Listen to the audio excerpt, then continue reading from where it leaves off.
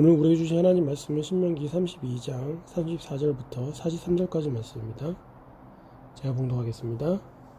이 독한 포도주는 내가 쓸 때가 있어서 숨겨놓았던 것, 나중에 쓰려고 곳간에 보관하여 둔 것이다. 원수 갚는 것은 내가 하는 일이니 내가 갚는다. 원수들이 넘어질 때가 곧 온다. 재난의 날이 가깝고 멸망의 때가 그들에게 곧 덮친다.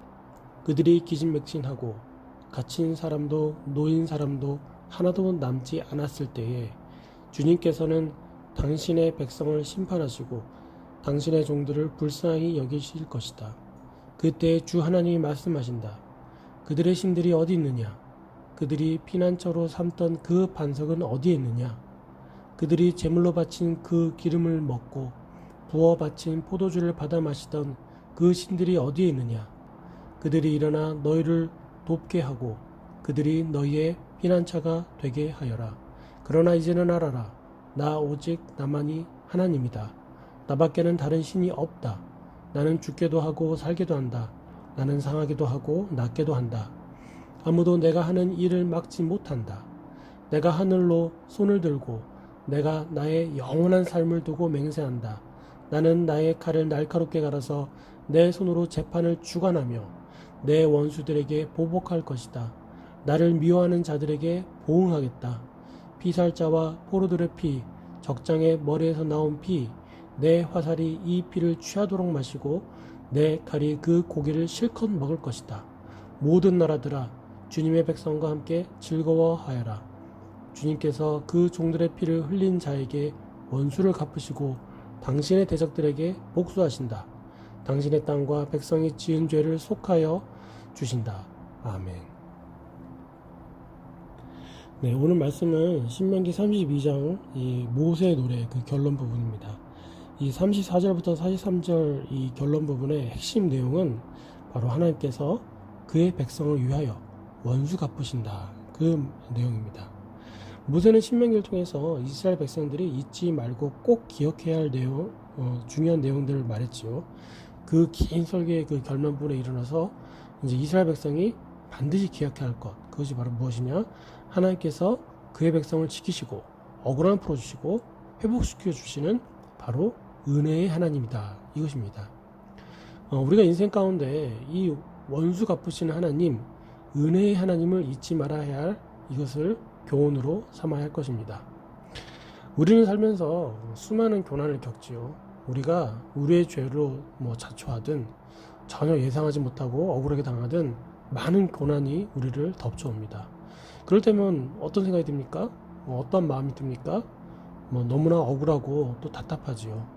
어느 누구 하나 도와주는 이 없습니다. 심지어 하나님마저 나를 버린 것처럼 그렇게 느껴질 때도 있습니다. 그럴 때마다 우리가 잊지 말아야 할 것은 오늘 말씀처럼 비록 지금 당장은 나를 고통스럽게 하는 고난이 이 원수가 정말 강하고 거대하게 느껴질지라도 하나님은 원수를 갚아주시고 그의 백성을 회복시켜 주시는 은혜의 주님, 은혜의 하나님이라는 사실을 꼭 기억해야 하는 것입니다.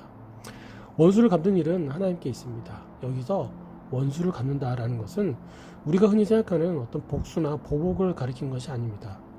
이 원수 갚는다, 하나님께서 원수 갚는다는 말은 최고의 합법적이고 정치적인 권위를 가진 자가, 그 존재가 자기 백성을 보호하기 위해 그 권세를 행사한다, 그런 말입니다. 원수는 불의한 자이지요. 원수의 불의를 갚는다, 그것은 그 죄악에 대하여 공정하게 갚겠다라는 것입니다.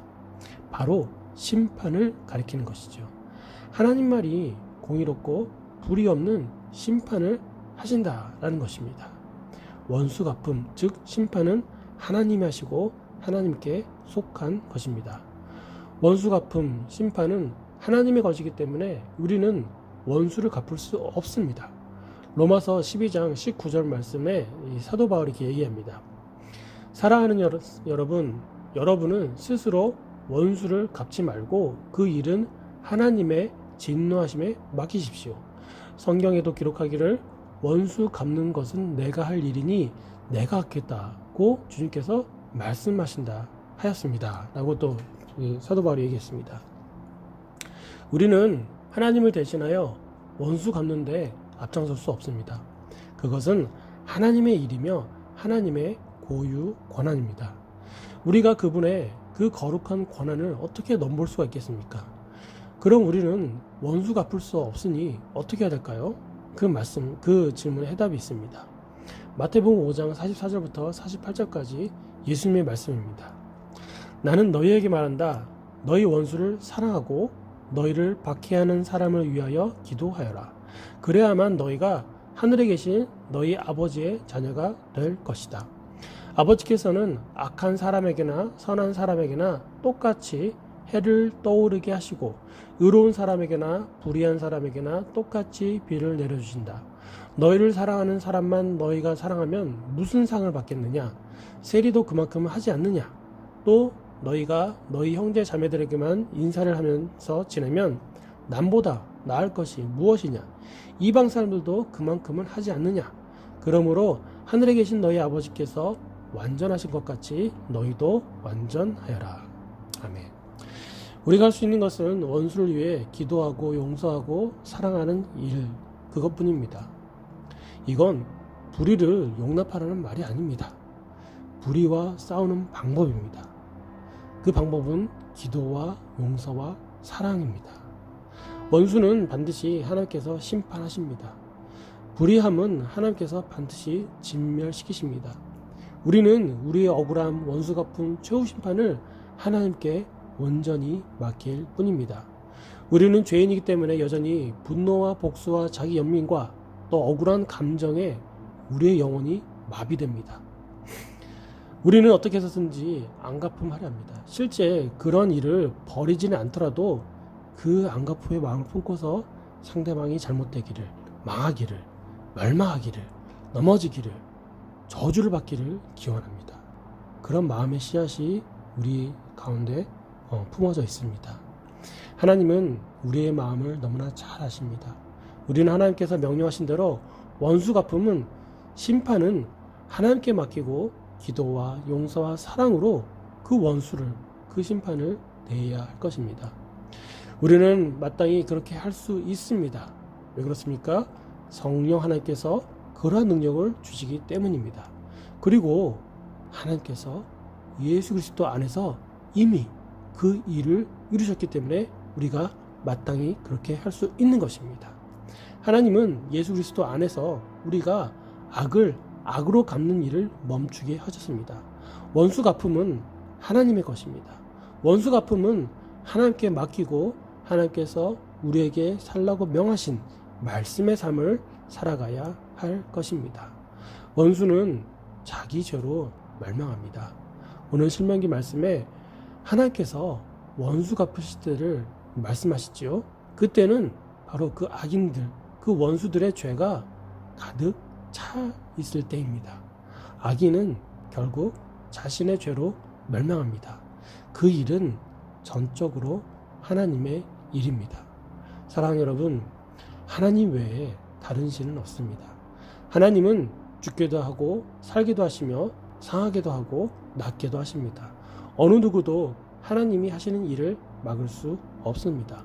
우리는 하나님께서 명령하신 대로 기도와 용서와 사랑으로 원수를 대하는 거룩한 성도의 삶을 살기를 다짐하고 또 그렇게 살기를 애써야 할 것입니다. 그런 우리가 모두가 되기를 주님의 이름으로 소망합니다. 기도하겠습니다. 영광의 주님, 오늘 신명기 모세의 노래 이 결론 부분을 통하여 하나님께서 원수 갚는 공의로운 거룩한 재판관이심 알려주신 너무나 감사드립니다.